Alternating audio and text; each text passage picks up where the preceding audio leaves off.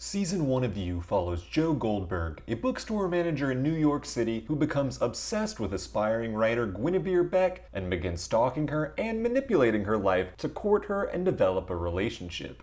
When Joe first meets Beck, it's a creepy love at first sight. He fantasizes about being in a relationship with her and justifies all of the horrific things he'll eventually do for love as necessary. Because he's a good guy. Heavy emphasis on the air quotes.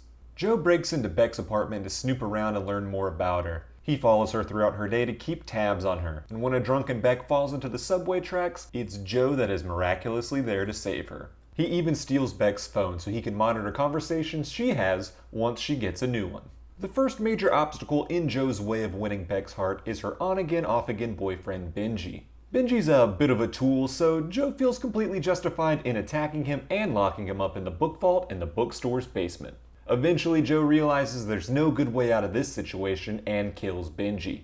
He covers up this act by burning Benji's body and making it appear that Benji has simply run off. Following Benji's murder, Joe and Beck enter into a relationship, but another obstacle presents itself. Beck's best friend Peach is suspicious of Joe and is similarly obsessed with Beck and manipulating her to bend Beck to her wants. A jealous Joe hits Peach on the head with a rock and leaves her for dead, but unfortunately for Joe, she survives the attack. Not 100% sure that it was Joe that attacked her, but still very much suspicious, Peach invites Beck over to her family estate for a getaway with plans to whisk Beck off to live together in Paris. Beck turns down the offer, realizing that Joe was correct about Peach's manipulative ways, and leaves the estate. Although that complicates things a bit because Joe has followed Beck to the estate and is caught by Peach, who draws a gun on him.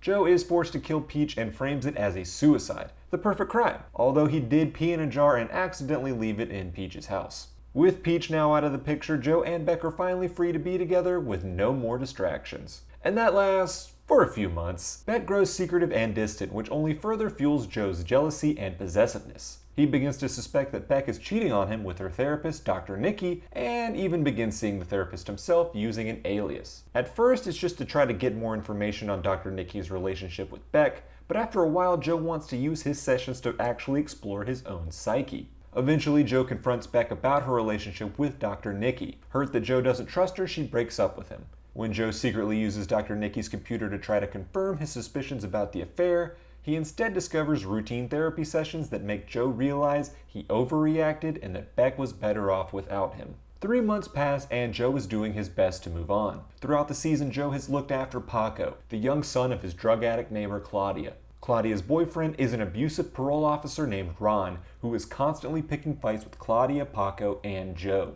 Joe enters into a relationship with Karen, Claudia's friend, and the two help Claudia get clean. But try as he might to convince himself that Karen is right for him, Joe just can't seem to get over Beck. Similarly, Beck isn't over Joe, and so Joe breaks up with Karen and reunites with Beck, making them seemingly stronger than ever. But when a spiteful Karen tells Beck that Joe will always be pining for his ex, Beck begins looking into Joe's previous relationship with the mysterious Candace. Beck discovers that Candace was an ex-girlfriend of Joe's that seemingly went completely off the grid following their breakup and hasn't contacted friends or family in years. Beck grows concerned that something sinister is at play with Joe, and she should be concerned, as we learn that Joe had previously killed a man named Elijah after discovering that Candace was having an affair with him. Mr. Mooney, the original owner of the bookstore Joe managed, and a father figure that mentally abused him as a child, helped Joe cover up Elijah's death. When Beck confronts Joe about her suspicions of Candace's disappearance, Joe is able to explain everything away in a satisfactory way. And when Joe discovers that Beck actually was having an affair with Dr. Nikki, she gives a genuine apology and assures Joe that that was now finished and it was Joe that she loved and wanted to be with.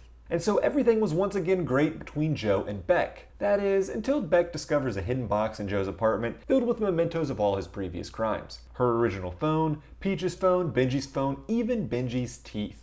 This confirms all of Beck's darkest fears to be true. Joe is left with no choice but to lock Beck up in the book vault until he can figure out a way to make their relationship work again. Beck pleads for her life and release and eventually even suggests that Joe pin all of his crimes on Dr. Nikki. Back at his apartment building, the abusive Ron beats Claudia and puts her in the hospital. Joe is forced to kill Ron to protect Paco and explains to Paco what must be done to cover up this murder. As Joe deals with all of this, Beck uses a typewriter in the book vault to write her story, detailing all of Joe's horrific crimes but attributing them to Dr. Nikki instead. When Joe finally returns, Beck is able to convince him that she loves him and understands why he did everything that he did. She lures Joe into the vault and locks him inside, but her escape plan is thwarted when she discovers that the basement door is also locked. Joe escapes the vault and finally kills Beck. 4 months later, the book Beck wrote in the vault has become a huge success. It also led to the arrest of a framed Dr. Nicky, inadvertently exonerating Joe. But just as it looks like Joe will be able to get away with all of his past crimes, his ex-girlfriend Candace shows up, very much alive, to confront Joe over their unfinished business. And that's everything that happened in Season 1 of You. Let me know your favorite moments in the comments below. Like this video if you found it helpful, and subscribe to this channel for more content like it. That does it for me in this video, but I'll see you in the next one.